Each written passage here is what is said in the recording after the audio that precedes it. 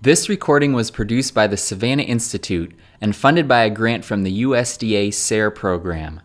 You'll be hearing a conversation between aspiring silvopasturist Michael Dolan of Seven Seeds Farm in southern Wisconsin and silvopasture expert Gary Zimmer of Midwestern BioAg. You can find more silvopasture resources at savannainstitute.org. So, this is very informal, but we can get sidetracked, I'm told, so we can talk about whatever too. It's just not supposed to scare us, that little thing. Yeah.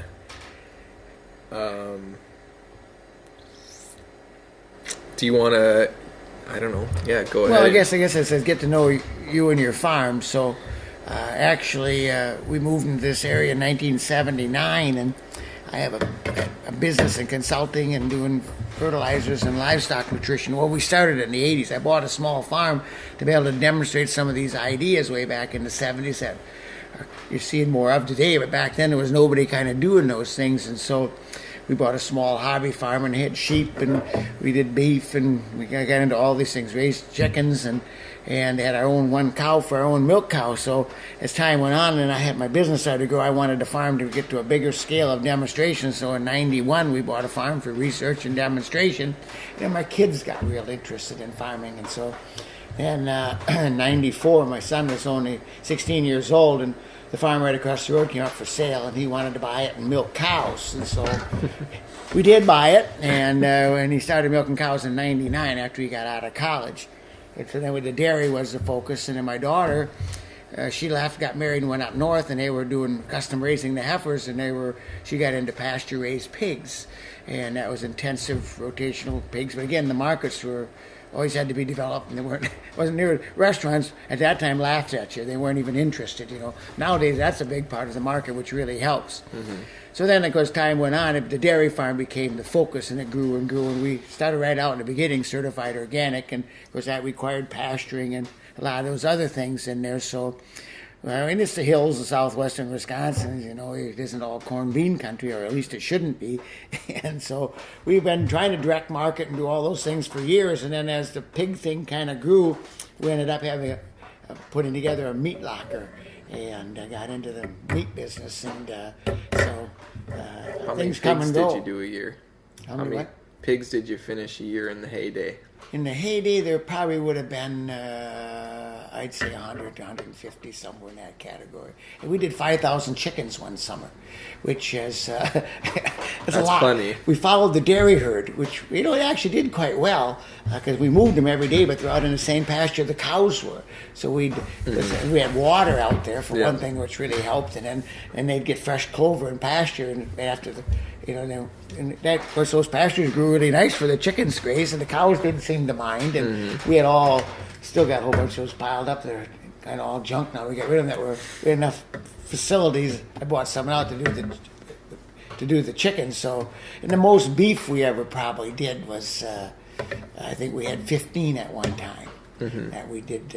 But we did some Holstein beef, but really we had other beef and did regular beef for a while too.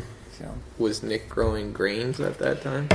We didn't have enough acres to start. We grew grain for the cattle. We grew our grain for our own feed, and we only had, at one time we milked up to 300 cows and had only about 600 acres. And now we're 180 cows and 1,500 acres are getting to that point. So now it's more cash cropping. Yeah, Nick was saying you're going grass-fed with the dairy? Yes, and now as time goes on, I've always, just like when I get out to farms and they argue about how great GMOs are, and I tell them the jury's already out, it's already ruled. The consumer seems to have voted against it, and I said if the consumer doesn't want it, I don't care if you think it's good, bad, or indifferent, but your opinion doesn't really matter. Mm-hmm. And I always said that. See, I think the jury is out.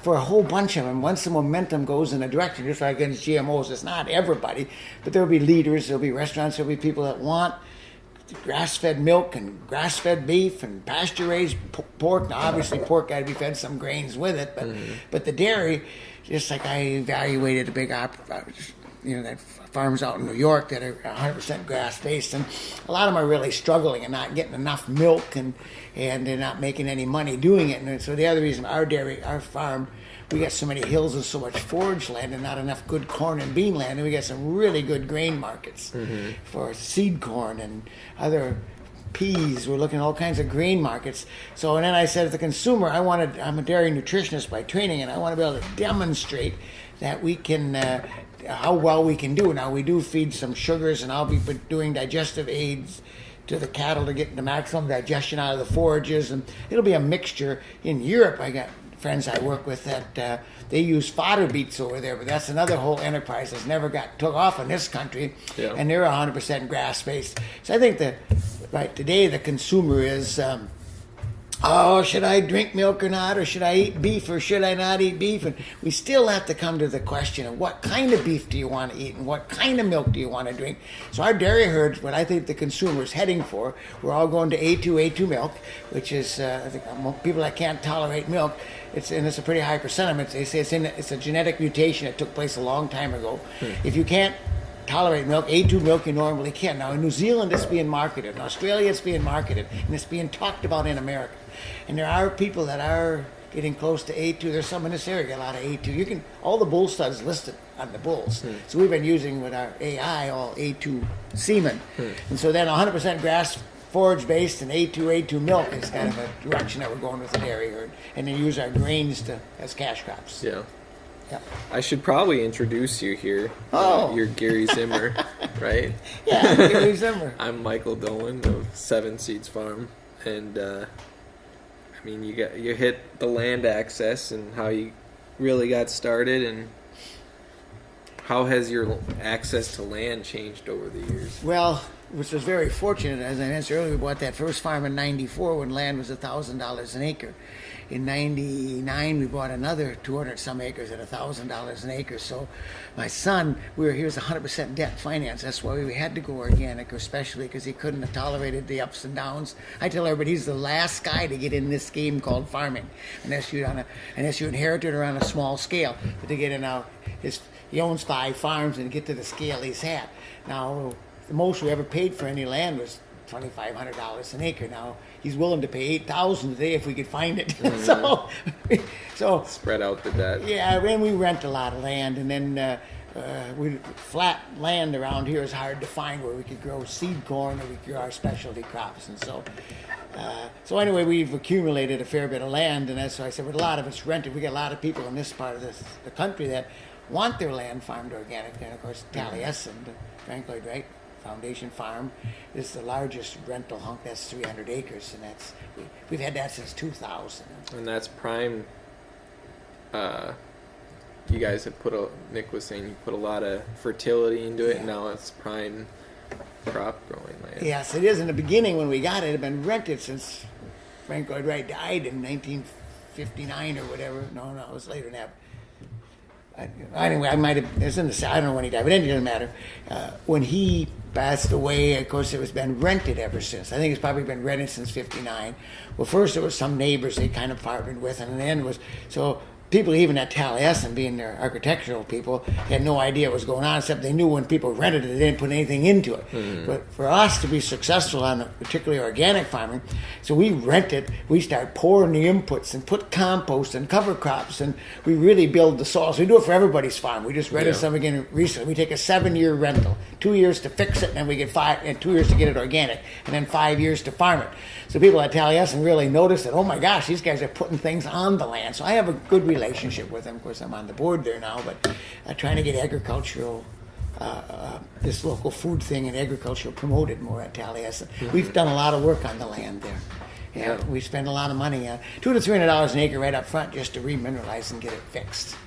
And you help John and Legia get a start there. Yeah, and that was where, because I'm on the board there to try to get agriculture promoted. See, people, Frank Lloyd Wright, the world famous organic architect. Well, really, they'd never survived.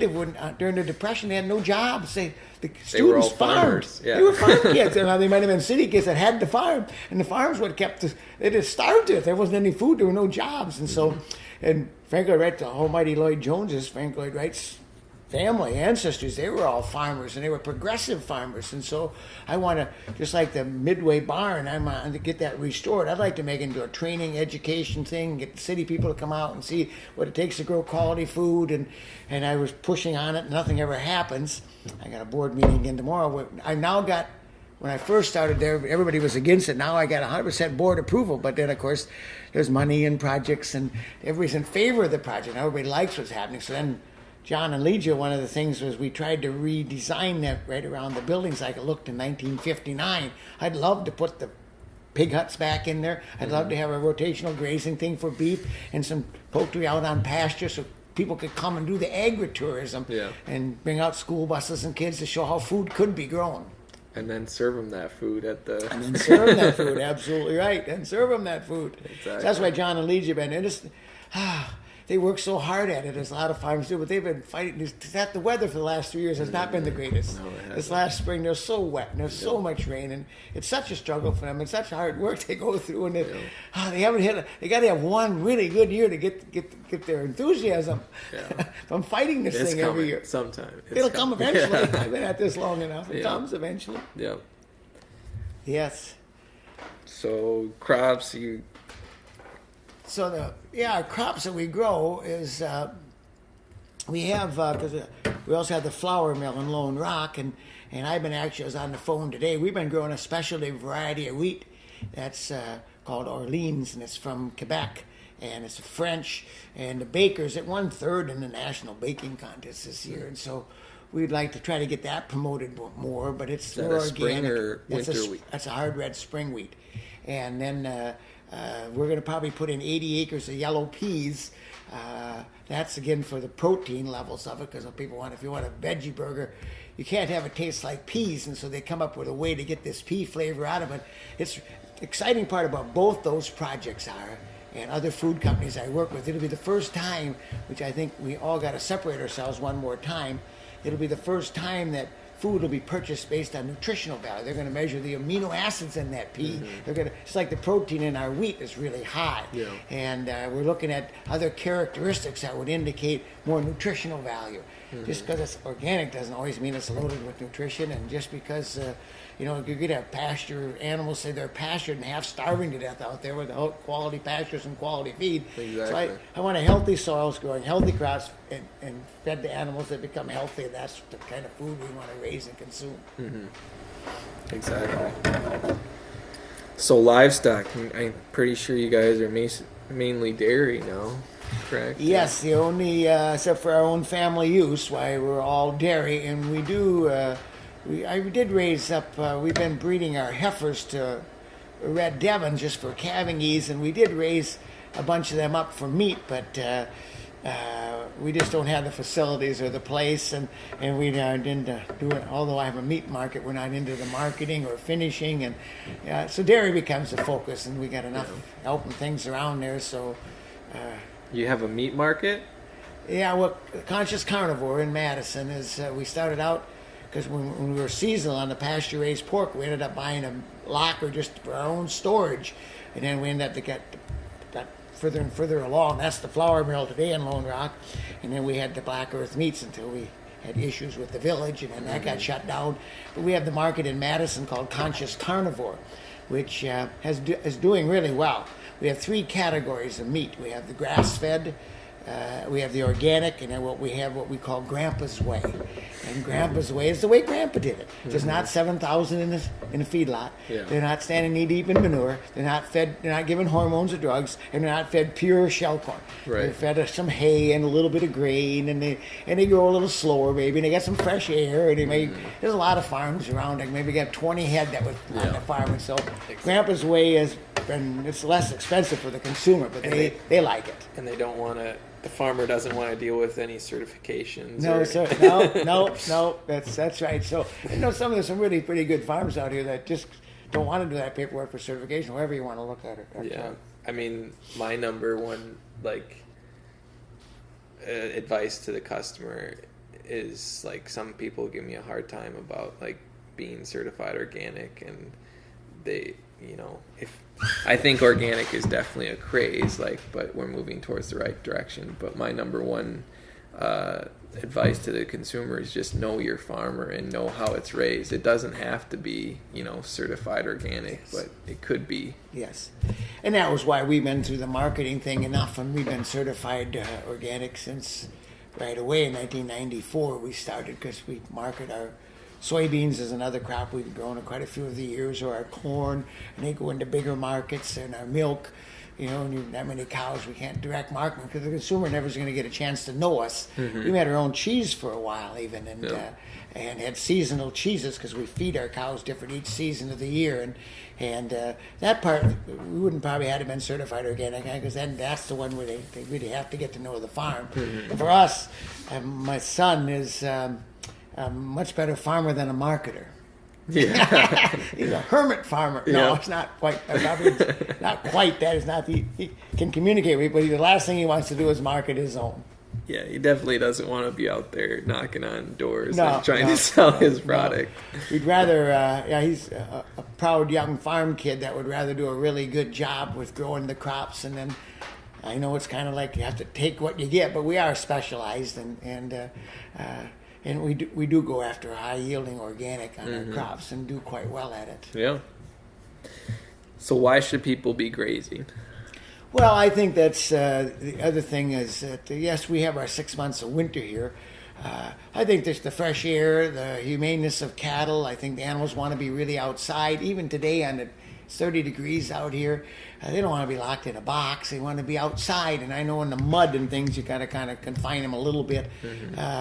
But so I think they ought to get as much grazing as possible. The 30% dry matter intake on the organic dairy farm is pretty well minimal. We hit over 50%. And of course, when we go to all forages, the grazing, we have 100 acres of creek bottom pasture, but then all our young stock and everything are out to pasture. So we'll still do the stored feed. The difficulty with dairy and having only grazing for the milk is trying to get enough energy and feed intake into them. These cows are bred to give an awful lot of milk, and more than it's real. It's genetics too. Yeah. We got these Holstein cows. Now we've been breeding for more strength and longevity and bigger body capacity, so they can graze better. And we move our cows every 12 hours in the summertime. Our young stock usually probably once a week on their pastures, and then especially how much some places we got extra pasture. So I think it's just part of what it needs to be, and I think it's right for the animal. I think it's right. I think the consumer and everybody else identifies with it. And so you're grazing cattle, but you've also grazed pigs. Yes. Were you supplementing grain with the pigs? And we did, and because at the time when we did them, we didn't buy any protein. And we grew barley, which was a little higher in protein. Also, we did. The pastures were really lush clovers and alfalfas, and the pigs were moved every 12 hours. Had 2 electric fences around. We'd mow the paths, and when my daughter first started, and they could get plenty of protein. Just like when we did the poultry, we used the pastures for our protein, with the poultry for the protein source, and then we provide extra grain and energy, because both poultry and pigs got a system like that. They need more energy than we can get out of forages. They're able to digest grains. They're not ruminants. Yeah, they're not ruminants. That's right. They can digest it, and they do need more. It'd be just like us. If we just ate salad, we'd probably be a little on the skinny side. Yeah. Yep. Yeah, and I mean, going back to why grazing, like the biggest thing I see is I get sick of cutting hay about June 1st, and then I don't want to cut any more hay. And so whenever I can have the cattle harvest it themselves, I choose that. And that's, and I was just with some people at a conference there from Arizona, 10 cuttings of hay a year. I said, I'd move. We make 5 now, 4. In some years 5. This year we only made 4 because we didn't need any more forages. And we're trying to get it down for less. We're trying to get it as a big part of our rotation. To making the forages is a big project, and you got to get made on time. That's the difficulties with grazing, are the hard things. It's intensive management. It's not easier to get the right kind of forage in front of the animal at all times, and so it all kind of grows up in kind of spring, and there's a lot of it ready early, so we got to make some of it into forages, and then later on it's easier to manage, to get this whole system of different types of feed and the management of it. When you cut it, you can all cut it at the right stage for the most digestibility. So we might be an all-forage dairy farm, but there'll be a fair bit of that will have to be stored feeds. Yeah. Not going to create any less work for yourself by doing that. I don't think so. And I'm trying to demonstrate that how well our cows can do. Like now on the dairy herd, and I know production is only a part of it. We're like 21,000 pound herd average on an organic farm. It's pretty respectable. I've been to a lot of grazing farms that are 8,000 pounds of milk. And we want to say, can we do 15,000 pounds of milk a cow to pay our bills and things? We're limited on cattle. We got to pay for the workers and stuff. We got to be in that category. And you get a premium of a few dollars extra, a hundredweight, but you still got to get production to hire the labor and pay the bills, and everybody gets a certain degree of expense. And if you say I'm going to go grazing and cut my milk check in half, you might not be able to pay your bills. Right. Yeah. And we're not going to do that. Yeah. Why or why not Silvopasture, and what is your experience with Silvopasture? My experience, I've known several people that have been involved with it. I think it's probably a pretty good idea. I think you have to commit to set your farm or pasture up, your system for it. I think it's a method of farming you jump into, and we got limited pasture here, and of course we just got the dairy herd. I think it's actually a really good idea. You got to start when you're younger. I'm too old to start, but I think there's a lot of benefits. Again, I think we're back to a specialty thing that whether it be people want to feed either pigs want to eat acorns in the fall in the woods or feed them away. There's all these specialty kind of things. If we can have fruit, chestnuts, hazelnuts, apple trees, whatever it could be that the animals could eat and graze out there in their rotation, I think it's an excellent idea. And the consumer, I believe, will support it. Mm-hmm. But for us, that's right, it just doesn't fit our thinking and the size of our farm and what we do. But I think it's a wonderful idea. I mean, a lot of your pasture is wooded too. Like, what do you think about silvopasture by subtraction? So taking out unwanted species and opening up the canopy to get more grass growth. Yeah, and we actually had where my son lives, when we had our 300 cows, we used to have a bunch of heifers up there, and we actually did do that. We got rid of a lot of the scrubs, and it's kind of sad now because there's no cattle up there. I was up there walking through the woods the other day. Oh my gosh, the multiflora rose moved in, and now it's a thorn. After all our hard work of getting it opened up, when we quit managing it, when we got some very undesirables showing up. But I think that's now you get shade, because I was just at this conference and we're involved with a dairy farm in Hawaii where we'll have year-round grazing. We're trying to set up a farm in Hawaii with some friends. That's going to be, there's only 2 farms left in Hawaii producing milk. That all the feed that the animals are fed are grown in Hawaii. It's amazing how much corn and stuff comes in from California to feed cows in Hawaii when it's a year-round climate. So there in that situation, and they said now we will have a lot more grazing, and so either some things that we should or could do there. It's going to be a long-term project with a lot of people behind supporting it, and so there we got year-round things that we can do. Yeah, that's exciting. Have you established pasture layout, fencing, forages, selection, and planting? Yeah, a lot of times. In fact, that's the farm in Hawaii just got purchased last week, and so I think my daughter will be going over the first part of January, my son in February. First, we're going to evaluate the cows. It's been poorly managed, and the guy's just he's retirement age and beyond. And then my son will be going over in February. Yes, we have spent some time over there. The whole thing will be laid out for this rotational grazing, and the whole thing will be raised out. So we got certain areas that we can actually do improvements on the pasture. We like to develop that forage chain. We're intensive managers, and maybe it's good, bad, or indifferent. We don't, except for poor land and hills and rocks, we don't know the word permanent pastures. Doesn't fit us very well.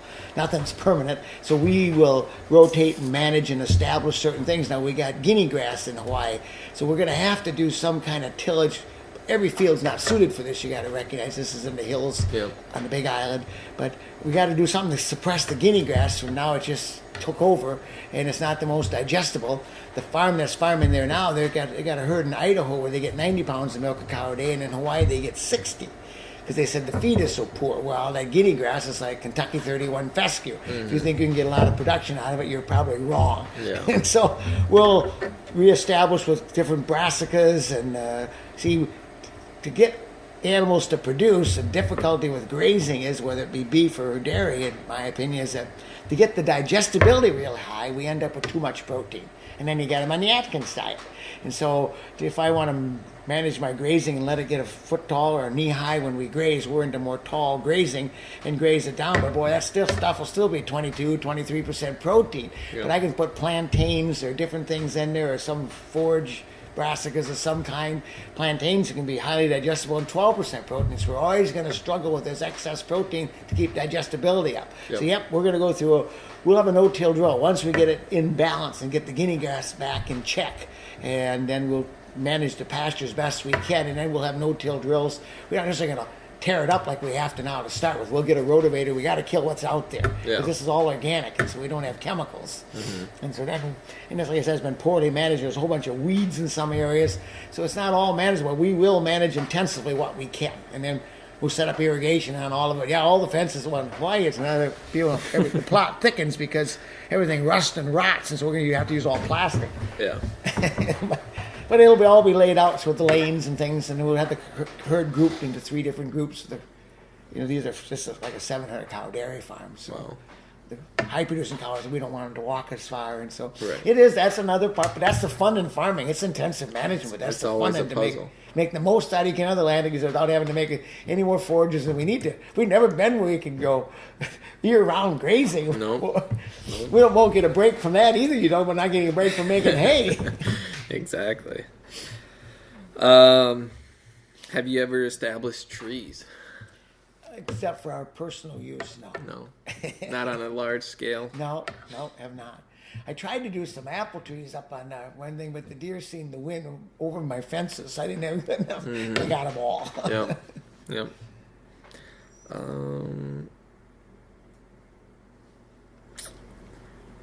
So, have you converted a field to silvopasture or a forest to silvopasture like we were talking about earlier?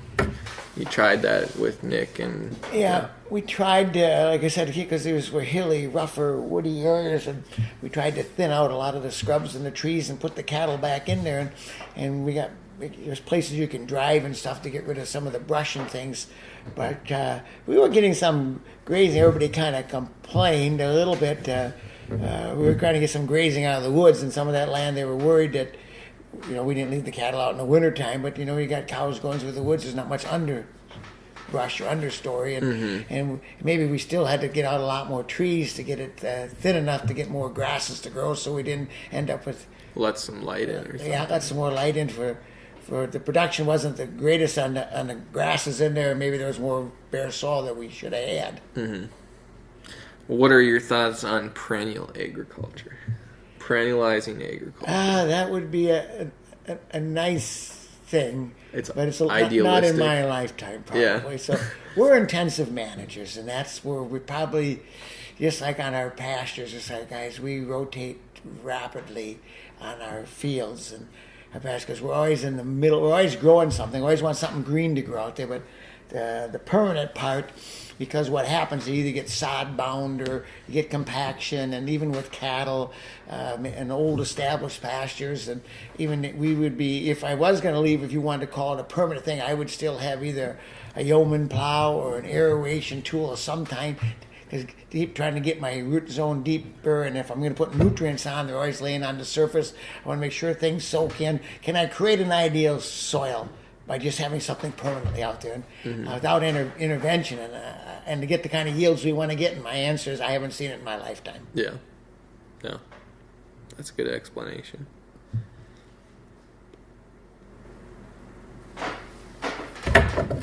If you were to plant a silvopasture, how would you exclude livestock from trees while they're establishing? Because I've been to a few operations, and I guess I would probably, and of course I know guys that have. I was just over in England here a month ago, and this guy took these big flat fields, and I kind of like what he's doing, and he puts fences on both sides and puts a row down now. What grows up, and he's got all these are going to be apple trees, and then he's probably got a fairly wide strip, I'd say 75, maybe 100 feet wide, that he's actually farming in between right now with the intention of bringing in livestock once the trees and things get big enough. That's his intention. So it's a way that he's growing wheat and growing things that he's always done in between, and he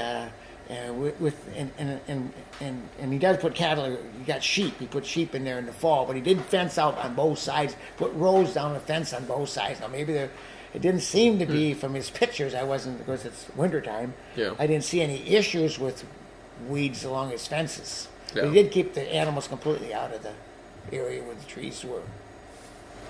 I mean, that's what's worked best for us too. I mean, That's what you got out here on this farm. Yeah.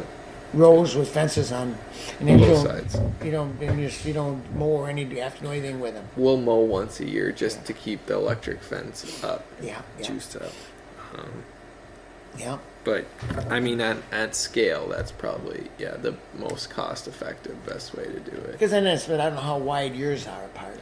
80 foot. 80 foot. So that might be very similar to it. It looks very similar to what I saw to his when I drive by yours out here. And like he said, I this way I got that can be there, and I can always fill in. And as time goes on, that becomes more. And my other cropping, he's got a 20-year plan or whatever it would be to get this up and going. And now that to me makes the most sense. And otherwise, if you just say, "Oh, I'm going to set this up more intensive, closer than that," well, then how do you farm it and how do you make a living? Exactly. Yeah. You box yourself in. Yeah.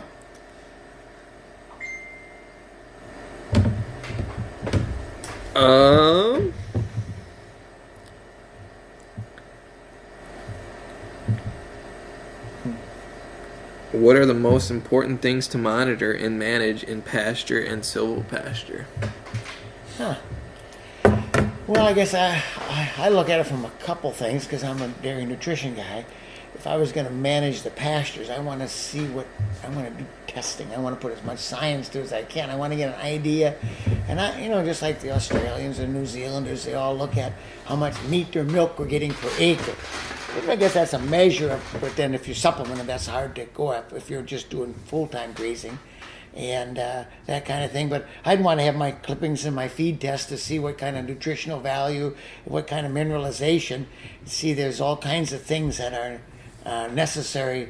I did my graduate work on methionine, a sulfur-containing amino acid, and realizing without sulfur we can't make complete proteins, and not only have more insect pressures in our crops, but it's harder on our cattle. See, just that gamey taste that you get in meat, and I've had years ago, my first experience with pasture-raised beef was not pleasant. It was a long time ago, and it was real off-flavored and gamey taste, and it was probably just because they were half-starved on too high a protein diet and incomplete proteins, too much nitrogen in their blood or too much nitrates. And ketosis is another thing. If we're starved out of energy and they got way too many ketone bodies, it gives off flavors and off taste, and it's certainly not healthy. So I'd want to make sure, like in my cattle here, everybody says you got to get them gaining a couple pounds a day if you're going to put any kind of marbling into them, and this tenderness. See, I've had some really good grass-fed beef. I was actually at a conference where they served both grain-fed and grass-fed, and at steaks, and they're actually from Jersey beef. I was at Carolina at the university, and 80% of the people preferred the grass one, and they thought the grain one tasted too sweet. And it was very tender. They both were very tender. So you got to do that right. So they got to be able to get the right kind of forages and the right kind of nutritional value. And if we don't test, sometimes I'm not saying that once you get a handle on it, we don't test as much as we did in the beginning, because you got a pretty good idea when we harvest something, we turn it in, what it's going to be like, because we've done a lot of testing in the past. Yeah. And that soil testing got to be there. I want to make sure I got my minerals, my calcium levels up, and I got to apply my sulfur and my boron. So we're pretty intensive management on the nutrients to get the quality. So that's that kind of testing I want to see. The feed and how well the animal's doing. Exactly.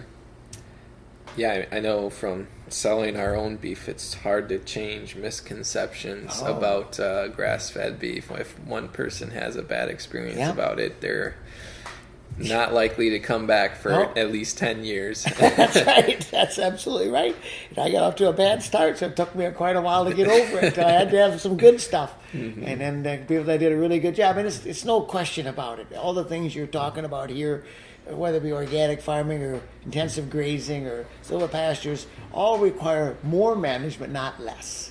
And that's where we get people more involved in farming. We get more young people jobs in farming instead of less mechanized And yeah. And I think that's where I always think a bigger threat to America and maybe parts of the world aren't the fact that maybe young people don't want to be involved in agriculture. They can't get in the game anymore. You know, my son, I said, was the last guy to get into the scale of farming that he's at. Now you're going to either work for somebody else or specialize as you're doing here. And but that is more work and more management, but it's also a lot of pride involved in it, delivering something of quality to your consumer, and then they like what you do. And I said, it's amazing how much, I'm sure you get the same thing here, a lot of praise that my children get for how they farm. City people like it. I'm not saying all our neighbors necessarily like it because they don't know what we're up to, except we rent land away from them, I suppose, because people come to us and they want us to farm it. And they don't want them to farm it their way anymore, so then they aren't always happy with us. You can't make everybody happy, but we work for the consumer. We're producing food for the consumers, and if they're happy with what you're doing, and then now you have an opportunity to make a living in farming without farming half this county north of Dodgeville. Right, yeah. It doesn't always have to be get big or get out now. Hopefully. No, it doesn't. It can be specialized, and it takes some marketing skills. It would be nice, I think, if there would be. I know there's monies and things involved. I think that'll come where there's more co-ops or hubs or marketing, so you could deliver to a unified station, whether it be vegetables or whether it be your meats and things. So because everybody doesn't have the personality for it, and then they could actually do a little bit more on their farm if they didn't have to deal with all the marketing. And hopefully that'll come. I mean, you're not going to see me at a farmer's market. It's not your strength either, huh? No. I mean, it's simply, a time thing. Like, I am not going to spend a whole half a day, sitting around. I'd rather much be farming. So, and I think that's the thing is my children are still pretty young. I got a real good friend of mine in Virginia. She has a vegetable CSA. It's $1 million CSA. For 20 years, she's never missed a Saturday in Virginia, Washington, D.C. farmers markets. 3 in the morning, she gets up to go to the market. For 20 years, never missed a Saturday. Wow. And then it's an 8-month-a-year deal there. It's not just 4. So I said, she's wore out. She's 50 years old. She's tired. She's physically having all those boxes of veggies and things was not easy. No. Not at all. And on a rainy day, you got to take back home what you took in. Very vague question. What would you do differently looking back? What would I have done different? We put a lot of effort in our farming methods. I think our attempts to be better at marketing. We got our conscious carnivore in our flour mill right now. Our marketing has been probably the weakest link. Maybe the timing, Nothing's more powerful than an idea whose time has come. Years ago, there was a lady around the corner from us, and she was trying to do grass-fed, direct-market beef back in the 80s. And I'm sorry, she failed. And not that she didn't have a quality product, but could have we done better in the marketing? Could we establish ourselves better in the marketing place with how we marketed and where we did and all of that? And that's probably, I think that's was probably our weakness in our system. So now we depend upon someone else to do the marketing. Now we got the meat market in Madison, but we don't even produce anything for it anymore. Yeah, you just buy other whole people. Animals. We buy whole animals, some producers that are farm identified, and they got to be farmed in a certain way, and we check them out, and the consumers can find out who they are and all that. So if there are more of those. And like I said, the conscious carnivore is doing well in Madison. If there were more of those, again, those people that we buy from, I believe we're paying them a fair price, and we're able to get it marketed, and then they don't have to do it. And how much of that can happen. And like you said, to your beef here, you do a good job of marketing all your beef, but you've been at it a long time. Yeah, it takes time. It takes a lot of time, yes. Especially to build that market. Yeah. I mean, looking at all the products from a Silvopasture too. I mean, it's really sounds really good planting all these trees and implementing all these things, but what are you going to do with them once you have them? Can the pigs eat all the stuff that falls on the ground? Who knows? First, we'll have less scab and less trouble with your apple trees if everything around them the pigs plow. Yeah, exactly. Leftover apples laying on the ground. Yeah. What tree varieties and or cultivars are you interested in? I don't know enough about that one to even really. I don't know what from hearing from other people. See, if I was going to do it here as a Silvopasture, I would be looking at, because I'm thinking of would a beef cattle, I don't know, but people talk about the chestnuts and the hazelnuts, or if I could have acorns or apple trees, something that at least the pigs I would feed well. Mm-hmm. Can we have are there other berries and things that could be incorporated? I just don't know enough about how they would do that. Mm-hmm. Yeah. I mean, yeah, one thing that got me really interested in the whole perennial farm thing and trees is I'm a lazy farmer, and if I didn't have to go out and plant corn and soybeans every year, I'd be a very happy person. Really? Yeah. Yeah, everybody's different. My son, he likes doing that. Well, we're set up for it. We got the equipment, and that's Imagine if you chestnuts and are nutritionally equivalent to corn, very high carbohydrate, and then hazelnuts are very comparable to soybeans, high oil, high protein. Mm-hmm. If we just had them out there, it sounds really idealistic, but if we just have them established, and all we had to do was harvest every year, it'd be simple. Now, you can't harvest them with the animals because it's so seasonal. You're going to have to store them somehow. Right. Well, I mean, there's I'm talking mechanically. But you go out and mechanically harvest them and store them somehow and feed them. Yeah. And you would have a permanent kind of a trees there, and things that you could harvest from. Exactly. Yeah. And I think it would take, it might not happen in my lifetime, especially in the United area of the United States. Where we are. Yeah. You have to change the different cultivars that you have. Yeah. And you'd have to change the consumer. Yeah, that's true too. What they're looking for. And that was why, just like the fodder beets are grown quite a bit in England to feed their cattle, but that still requires tillage and cultivating and planting. Or purple top turnips might be something you could put in whether they can be no-tilled and put in. I don't know. Some of those things work better no-tilling, some other not. Mm-hmm. But it still requires the management of it, and it's still seasonal food. Right. Yeah. Management of farm and finance. I haven't read this yet. Silvopasture and integrated enterprises. Huh. I'm not sure what that is about. That's why I said when we talked about the fact that you plant those chestnuts and hazelnuts and apples, whatever you got planted out there, is that mostly what you have here? Yeah, chestnuts, hazelnuts, apples. Yeah. And so, there's a time frame till they get established. So meanwhile, you're drawing as much income as you can. You haven't really. How much did you sacrifice to do that, in terms of yield or fencing and work? Right. But you're only taking out narrow strips where these trees are planted. Yeah, I mean, we're really not losing that much because we have to segregate the pastures anyways for the cattle, and it actually has made us better grazers because now we're grazing on contour. We used to just graze straight up and down the hill, which caused problems. And when you make a cow walk straight up the hill and then straight down the hill in April, it's not good. So do you get involved with the keyline plows and the keyline water movements and all this Australian ideas? And that's dryland. I've been involved with that a fair bit. Is that? Yeah. I mean, Mark Shepard came out here and did a workshop with I think we had 20 or 30 people here for that, and he laid out or helped us design our whole keyline design, and we put in swales and berms and you did all of that interesting stuff. Wow. Which, I mean, we're in a bowl here where we have a lot of water coming from other farms, our neighboring farms. So we're getting a lot of water and nutrients that we're harvesting and trying to keep on our farm. Yeah.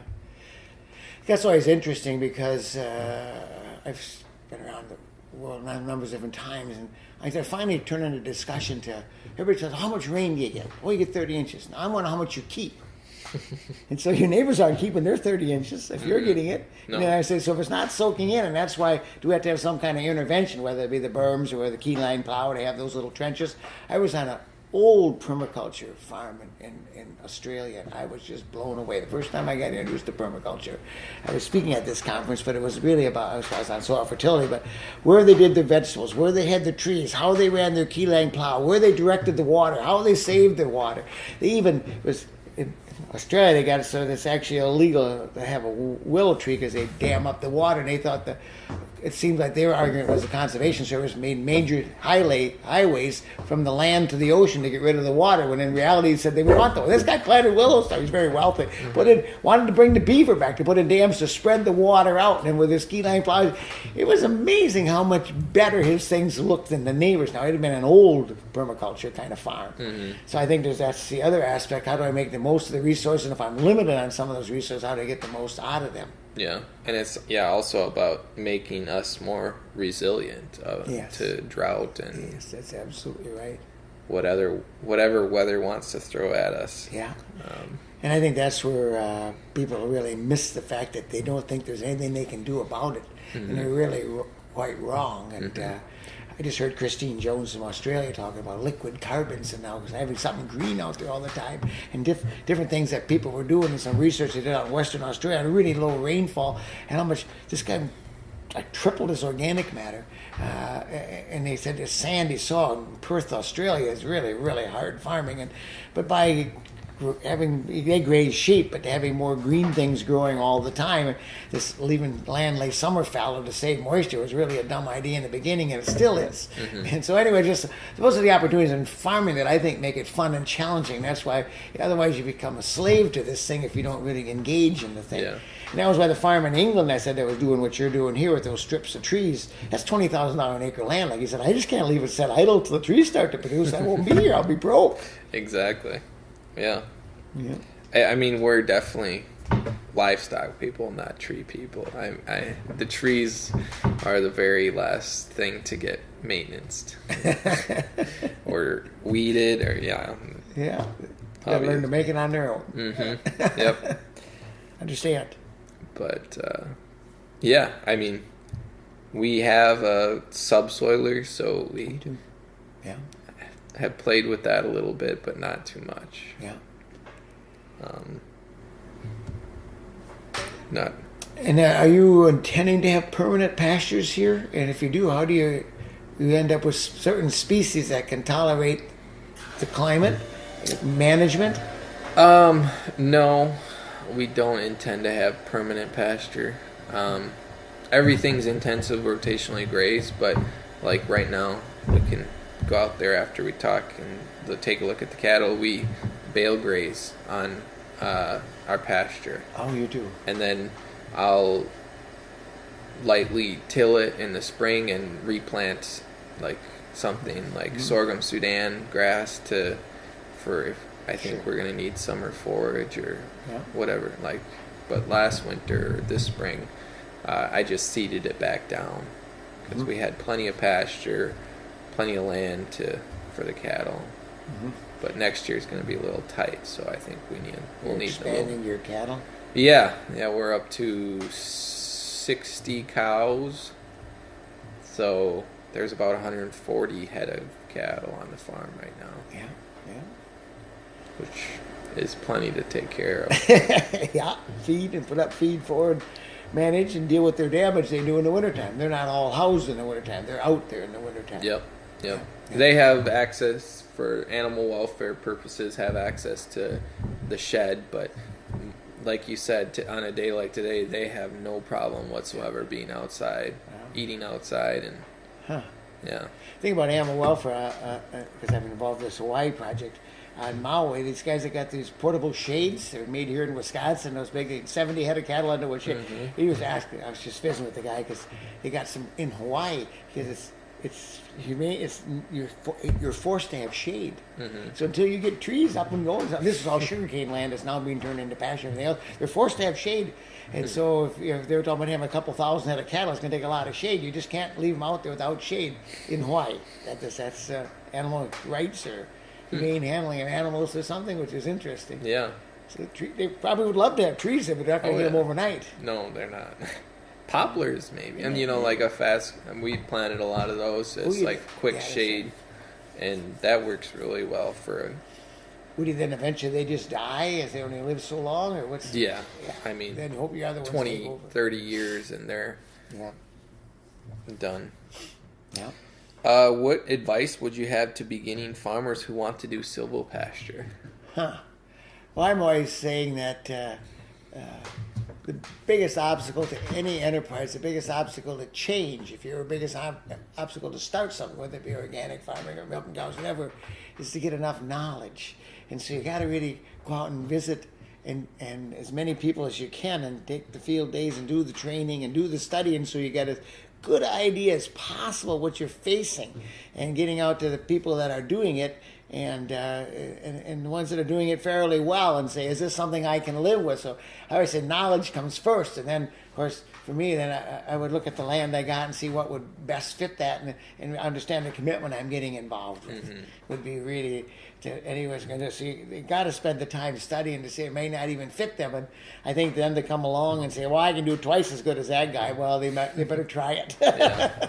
So they should go work on a farm that actually has those practices or something like that. Yeah, that is absolutely right, and that's a good way to do it. And I think, see, one thing about America that I've always been, we're too much American. In the rest of the world, like the Nuffield Scholars, I got another guy coming Wednesday from England. It was started by Henry Ford, and Mr. Nuffield did the Morris cars. In the Nuffield Scholarship Program is they can do a 2-year exchange program of traveling the world and gaining the knowledge. I get 15, 20 a year coming here from 30 different countries involved, but very few Americans are going to, the first two going to leave America are going to get involved. Organic Valley was going to sponsor, I think, one. And it is such a, the world is you get a much, now you develop friends and you get around the kind of people, what you, if your project was to do this and you could apply for a Nuffield Scholar and you would get shipped for 2 years to study people in the world that are doing it, I'm pretty sure you'd minimize your mistakes. Yeah. I didn't say you wouldn't make any. Yeah. Learn from everyone else's mistakes. Yeah, and just what they did in Brazil might not help, might not be like you, but the principles are always the same. The principles of mineral balance in the soil, no matter where you are on this planet, are the same. The principles of managing forages are kind of the same. If you're going to set, stop, graze, you're going to end up with this. And if you're going to rotate them and do this, you're going to end up with something different. Right. Yeah. How do we get young people in farming now, today? Because I said there's such an economic burden to it. I think it is like the vegetable farmers there at Taliesin. They got off to a really bad start, having 3 years of miserable weather. But they're committed to it, and it seems to be their passion. It's certainly not for everybody. That was part of my hope with Taliesin. If we did this training, educational things, that we could have a training center. See what the long-term project there is, and I think we have meetings tomorrow, may get ongoing. If again, I think the consumers or the people, and I don't know about the government, need to get behind something. See at Taliesin, if we could brand, I want to brand the farm, Taliesin Farms. So then that becomes a brand, and then they could go to school and intern, work there for 2 years, and so by the second or third year, they've got kind of the production system figured out. It'd be a similar method of producing, and I want to go after this high nutritional, high quality kind of foods. So it'd be a graduate.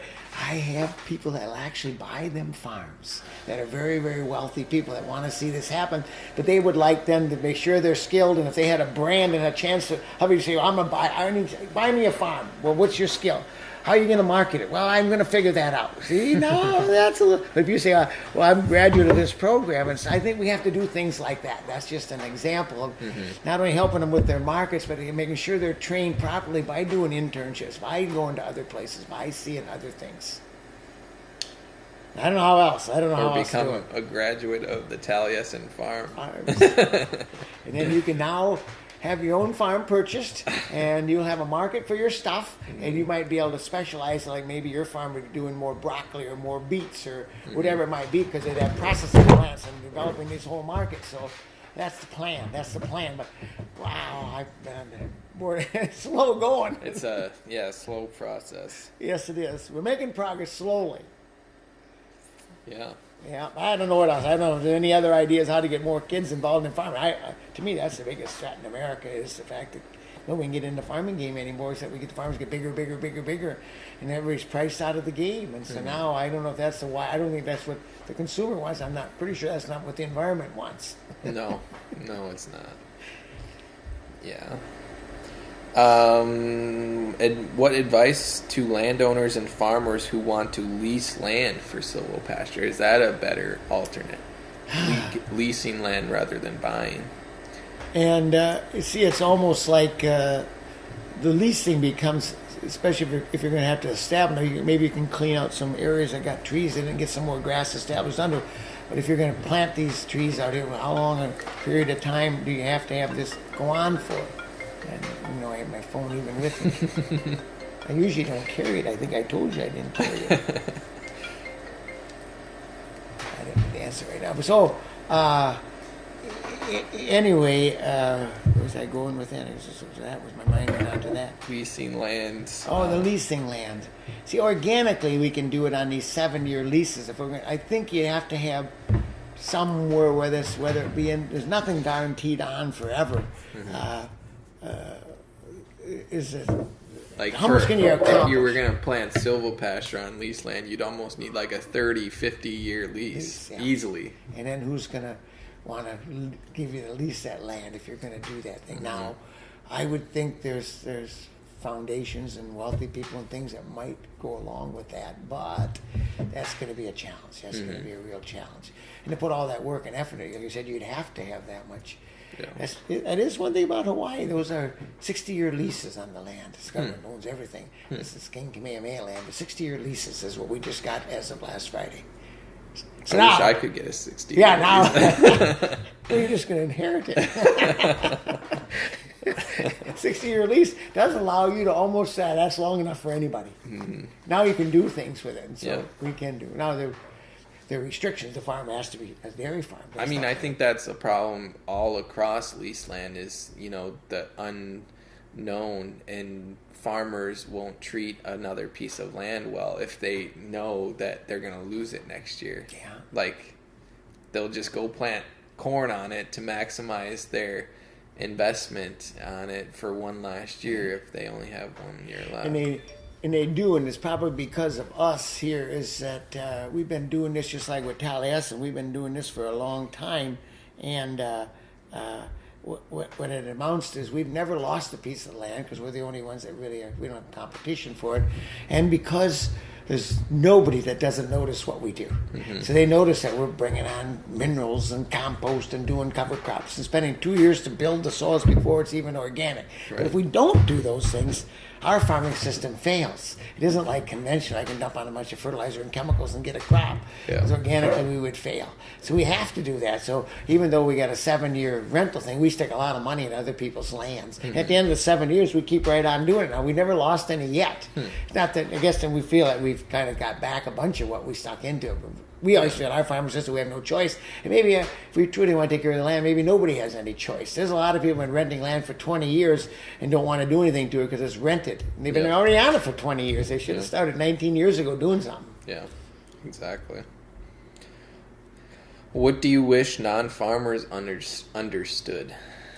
I wish the non-farmers would understand that they're also responsible, that we're only tenants on this earth and they're responsible. And to me, if I had a whole bunch of land that I was going to rent out or something, I think they need to understand there's better ways to take care of it. Maybe either they don't understand there's better ways to take care of it, or they don't really care. They just want to rent it out to the highest renter or whatever it might be. I think they need to be in the game to say, here's how I want my land being taken care of. I've been working with quite a few people that are investing in land, and now just like for us to get it certified organic or for put this silvopasture system in place, their land value goes up. So they realize that. So there's not. We pay more rent than most people do for land than conventional in our neighborhood would pay. My son just got some more recently, and we started paying 50% more than the guy had been getting for rent money. But it isn't just about the money, is that once that farm is set up and it's grazed and rotated, and not only that, these guys like hunting, and now we'll have more variety of forage, not just corn and beans and chemicals anymore. And they'll like to see what they see, and they're actually going to increase the value of the land. They got to recognize that, and there's different ways. I think they need to put more requirements on how they want it taken care of. And deer know where the nutritious food are. Yeah. Unlike humans. Yeah, the darn things. They sure do. Research and education that would help you and other farmers. my difficulty with research again is it's got such limitations on it. I'm more the guy that likes research has got its place. Don't get me wrong. I spent my 9 years at the university, but I think these demonstrations are successful. What you're doing here, whether a lot of times, of course, the pioneers are the ones with arrows in their back and make it easy for the next guy. And the second mouse always gets the cheese. Mm-hmm. But it should be easier for it. So my thing would be that as much support, there's as many different possible farmers doing different things that whether it be mentors come here or using this for education. See, the trouble with research is that this is a different piece of land you're on, farmed differently for the past, and it's probably not a 2-year project or a 3-year project. I say 3 years I can change land so you don't recognize it. We do a ton of inputs and we don't farm it for those 2 years, and so that's not really fair. Most people can't do that. So what I would like to be able to the research part of it is that they don't all start with the same base. They take a piece of land that whatever was done with it before, now they try to do a research. So research has got limited value in terms of what I can gain from it. Unless it's a long-term kind of a setup, kind of a system. And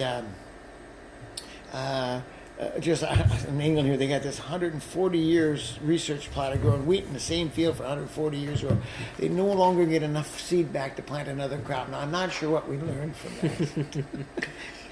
How many years of wheat with no inputs didn't work. Mm-hmm. We can tell you that. They finally farmed it out. There's nothing left. Won't even grow enough seed to get seed to replant it. Mm-hmm. And the disease and things take over. But there's demonstrations to say here's a system of farming, and if we can get support or financial help in doing that system of farming to be able to demonstrate that here's how it started, here's how the system went forward. And I think it needs to take place on. Maybe that's where youth get involved in farming. They put in their proposal for a system of farming, and then that can be used for someone else to learn how to speed this thing up to get that farm up to highly productive. But that's going to take minerals and soil health and all those things. There's a lot more discussions today about that. Mm-hmm. So besides very poor markets like right now, the corn and bean market, conventionally, how do you get, or how does one change farmers to make them farm more ecologically or regeneratively? Well, I know one thing. If the prices were high, it becomes worse because then it sends for defense for corn and more chemicals and more nitrogen. So I tell the farmers they haven't earned the right to get paid more. Now, they don't all like to hear that. They don't. But they keep forcing to be getting bigger and bigger and bigger. They seem to, whether that's just dodging the bullet that they're not making any money on the land and they got an environmental problem. Yeah, it is. So how do you get the corn and bean guys to do this more ecological? And I think it becomes, right now, what we got in that world is that you can't pay $10,000 for an acre of land and put the inputs that conventional farmers do and get 150 bushel corn and pay your bills. Mm-hmm. So we work with a lot of farms. There's a lot of guys out here chasing 300 bushel corn, and that's going to take healthier soil. It's going to take different minerals than they've been doing. It's going to take they're going to have to put some effort. It's going to take a diversity of more than just corn beans growing on the land. And yet I drove just to Ohio last week, and you sure don't see a lot of cover crops. There's more cover crop pictures in the magazines than I saw in the fields. Driving in Ohio, most of them are brown, and the no-till fields look like he didn't get his work done this fall, but there's a lot of tillage between here and Ohio. So I think it becomes for them an economic thing, and you threw the word out a little while ago, this resilience. You see, on bad years, there's quite a bit of evidence about this resilience putting on board is how do we develop more resilience in our land so we don't have our climate out here is getting more crazy, and so I think that's a big part of what it will do. The trouble is we got most farmers that own the land, whether even if their family members get involved, if they're big farms, there's no one person calls the shots anymore. It's a family decision, and it's really challenging on these farms. And the old guys, they aren't going to change. The average age of farmers over 60, what are they going to do? Yep. Yeah, and so I don't know if the government's to force something going on. I think the consumer's got to force wanting something different. Right. Which takes a long time. It takes a while. We might be seeing it. I don't know. And if they do, here's something that I'm really interested in to change farmers is this, and I don't know where it's going to go. And it's in the papers. I work with some people that they swear that there's someday. I'm always skeptical about technology because at one time Roundup was the greatest thing in the world. So was DDT. And now all of a sudden the troubles. Atrazine was great. All of a sudden the troubles show up because you see there are issues with them. But if you had your phone and you could buy an app for your phone and go to the grocery store and put it over top of your produce and measure the pesticide residues. Now that's a game changer. Because now if that thing is true, can you imagine what the stores would be doing? As it comes to a little phone. Now, what about if I can measure nutrient density? They have one today on the market that you can put on your phone that measures nutrient density. My trouble is I don't trust that technology. I think they could give emissions of pesticides and it can measure those a whole lot easier. They can measure nutrient density because I want the things that I want something that's got an immune system. A plant they can protect themselves. That's what botanicals and plant protective compounds and riboflavonoids and all the things that plants develop to protect themselves. I want those in my food because then when I eat them, I get those benefits. I don't have to take my herbal medicines that are loaded with stuff. So how are we going to measure that? I said, wouldn't that be a game changer if we could measure the nutritional value, the quality, and the cleanliness of food on your app at a grocery store? Yep. Bring it on. Exactly. Go up to my milk carton and say, nope, that one's too many pesticides. I'll go to this one. It's a good concept. Yeah. I was obliged to ask you from Katie, what is your favorite food? My favorite food? Yeah. Wow. Well, I'm a fairly low. I guess Because you've traveled all over. I travel all over. I'm a fairly high vegetable, low processed foods. I don't do many processed foods. It doesn't even agree with me. So I'll do, when I travel the world, it's always fish and lamb, because first we don't raise those and my wife doesn't like lamb. And so I'm a fish and lamb guy when I travel the world. At home we got beef, and we got better choices here, and I know how they were raised, and we got our own little meat market. I do a fair, it's a lot of vegetables is probably a big lot of soups and vegetables, and I carry certain foods and things with me too, and I do take my supplements with me, but I do travel the world, and it is always not easy. I always tell it's my excuse, it's not what you do once in a while, it's what you do every day, and so once in a while out here, I'm not a fanatic on things, and I'll eat when it's there. That's why if I'm trying to catch eating fish, it's wild caught fish, I feel more comfortable with that than I do eating someone's meat that I don't know. But you don't like shrimp. Those are cockroaches of the ocean. Yeah. I'm not a shrimp guy. No, they are cockroaches of the ocean. Yes. They even look like them. How about crab? Nah. No. Again. Not too well. I don't do lobster either, but I just regular good old fish, salmon and whatnot. And I do, nowadays you just don't know. You pretty well. I prefer not to have farmed raised fish because, again, what kind of fish? I know we can't get it all from fresh caught, but boy, the farm raised fish. And I was at a place. They said they had farm raised fish on the menu, but they said there was no antibiotics used in this farm. Well, what's the diet of the fish? Some GMO shell corn. Yeah, corn and beans. Corn probably. and beans. So why is that fatty acid make up in the health of that fish in a tank consuming their own waste? Why is that?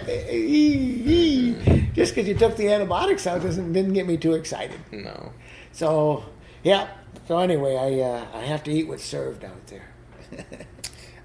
When these fishermen came up from the bayou, Mississippi, Louisiana, and Alabama, they came up during deer season to go hunting up here. Oh, they did. And we did the dinner at Folklore Village again. Ryan Bradley from Mississippi stayed with us, and he's a red snapper fisherman. And there's a lot of politics down there that he was telling us about, where it's tough for the young people as well, very similar to farming. No different with fish farming than regular farming. That is farming. And they have to they have to lease quota from the older gentlemen that to go out and fish. They need to lease quota, but to buy it is millions of dollars, which sounds like something familiar in farming. Oh, it does, doesn't it? Oh, it's like trying to get the land to farm on. Boy, we have created ourselves some messes. Yeah. Wow. Yeah. Huh. Yeah, I don't know where the future all goes with these things. That's why I said the movement has got to get back to where more people are more scared of food. There's a lot of illnesses going on in this countryside, and it's only going to get worse. And I think about my brother-in-law, who's now in his mid-70s. He's got real bad Parkinson's disease. He goes to the doctors, and they say, well, you must have been the guy that sprayed for the flies when you were a kid. 60 years later, Parkinson's shows up. Whether that's the cause or not, that's what the doctor tells him, and he believes it. And there is that story going around out here. And it's like there's a place in Iowa, they said, either you got cancer, well, you must be living in this area, or you must be working in that poultry factory. Now that's a rumor going out there in central Iowa. So I think people are going to get more and more scared of their food, and they're going to question more and more things. And you start getting, one of the guys that worked for us, his 9-year-old son's got leukemia now. Now what in the world? None of that existed. I didn't even know anybody that had food allergies when I was a kid. I did read in the paper that if you're a dairy farm, being around dairy cows gives you the best immune system of any other animal. You even milk some more cows. Yeah. We're raised with cows. Yeah, exactly. And that is, so I think that's, so maybe that and then knowing where the food came from and how it was farmed is going to give the next generation a chance and give the environment and the earth a chance. I don't know what else we can do. Yeah. Yeah. Tough situation. Yeah. I think we got to get young people involved. That's the biggest thing. I don't know how, but... So did you always want to farm? Did you just wake up one day and said, I want to do this? Or no. I went to school in Eau Claire? No, I went, just to switch here, I went to the University of Iowa. Oh, Iowa. I'm a chemist and put in my 4 years and got out. You decided working in a chem lab wasn't your thing? No, it was not. I was an atmospherical chemist, so a lot of analyzing of air samples and stuff like that, and air quality. But I really wanted to, drop out junior, senior year and come back and farm full time. Really? Yeah. And my parents made me stick it out, and I'm glad I did, but I came back here and started operating the farm full time in 2015. Huh. See, when my son wanted to buy that first farm when he was 16, I let him buy the farm, but it was contingent upon him going to college. And he hated it. Yeah. And I wanted him to get away from home and meet friends and grow up, and he wanted to commute. Even when I forced him to go to La Crosse, he came home every weekend. Mm-hmm. Then he commuted to Platteville, and then he kept... So he actually had one semester to go, and he was grumbling around home, and I said, what's the matter? He said, I hate that college. I don't learn anything there anyway. And I said, well, you're going to be 21 next week. Do what you want. And he dropped out Monday. One semester to go. He never finished. Yep. So that was, I guess I was forced to do something he didn't want to do. He never finished. He didn't need to. What he's doing. What farmer, if they really want to do it for the rest of their life and know they're going to do it for the rest of their life, what farmer needs to finish college? Yeah. It's a good experience. I think that's what, to me, it was, is just building lifetime friends and the experience of it, and being and getting a broader perspective of the world, that there are people from other parts of the world, and that's why going to a bigger university, you get foreign students, you get different races, different cultures, and you get to broaden your horizon just a little bit. Yeah, my best friend and roommate is now a med student at Iowa, so we see each other couple times a year at least, and so you get to expand and do that. So that was on my grandson. See, my daughter's divorced, and so there's only one. My son never married. He's 39 years old, and so there's nobody to take over the farms on that end, and he works all the time, and it's not for him, I guess. But my grandson is not the most responsible kid in school, and he's only freshman in high school this year. A year ago, he's not getting his papers turned, not doing well, so I'm sitting out there in a little deer hunting shack. It's like, my daughter's divorced and Grandpa's got to do something here. And so I said to him, I told myself, you can go to any college you want, anywhere in the country. You won't have a college debt. I'll make sure you get your college education. I said, but nowadays, if you don't get a college education, I mean, what are you going to do? You want to be what are you going to do if you don't get some kind of skill? And it could be a tech college. I said, I don't care what it is. I said, you got to be more responsible. And so Grandpa's giving him his lecture, and he turned and he said, I've been thinking thinking about that quite a bit. He said, looks to me like a college education only teaches you to work for somebody else. He said, I think I could have all these farms myself. He said, my uncle, he never married. My mother, she's not going to want all these farms. He said, I like cows. He said, I think I'm better off being right here. He was 13 years old. Now, I would have never thought of that when I was 13 years old, but he was spot on in that regard. So I did come back to him, though. I had some real good friends of mine in Idaho. They got a large family, 6, 7 boys. They all came back to the farm, and I asked him what he did. Because a lot of them went to school and got some things. He said it was really simple. I just told him this. You can come back to the farm, but you're going to come back with more than a hat on your head. You're going to bring a skill back to this farm. I don't care if it's welding. I don't care, bookkeeping. I don't care what it is. You're going to bring a skill back to this farm or you're not welcome. I told it to my grandson. He took it really seriously. So whatever skill he brings back, it could be breeding cows. I told him it could be anything. So he's thinking about it now. He's thinking about maybe going to take a dairy short course or go to the university short course or go to Fenimore or something to get some kind of a skill for the farm. Bookkeeping, I don't care. I mean, you have to go away from it to appreciate it more, too. I think so, too. And realize what you're missing. Yeah.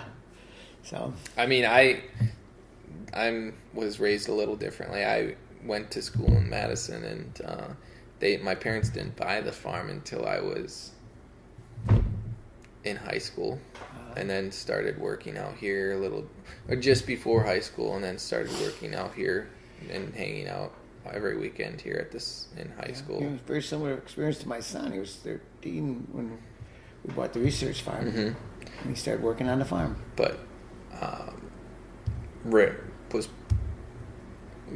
spent a lot of time out at Dave's farm. Oh, you did? Where yeah. Grew up.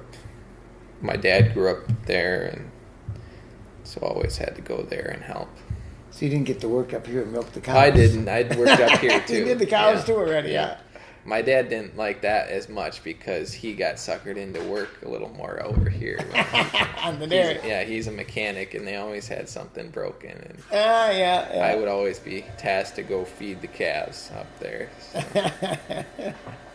So you got your interest in farming and decided to. It is a challenging profession, and you are calling a lot of shots, and you are going to make mistakes, and it's also going to be very rewarding, and it's life. Keeps you on your toes. You never know what's coming. Yeah. You talk about you can't get bored. The only thing that you were not honest with me about in this whole session, you said you're a lazy farmer. I don't know if there's such a thing. It's always on your mind. You're always, whether you're out there physically pitching manure or not. Yep. That's one thing, but it's just an intensive full-time job. I would say physically. Physically lazy. But not you're in the game all the time. I hate spreading manure, so I rather have the cows do that for me. So you figured out what jobs you didn't want to do and let somebody else do those. But when farming, you do engage your full time. You dream about it, you walk about it, you listen to it. You're in the game. Exactly. Yeah, that's true. Exactly. All right. Well, good. Hopefully that all worked. And I think we've got it.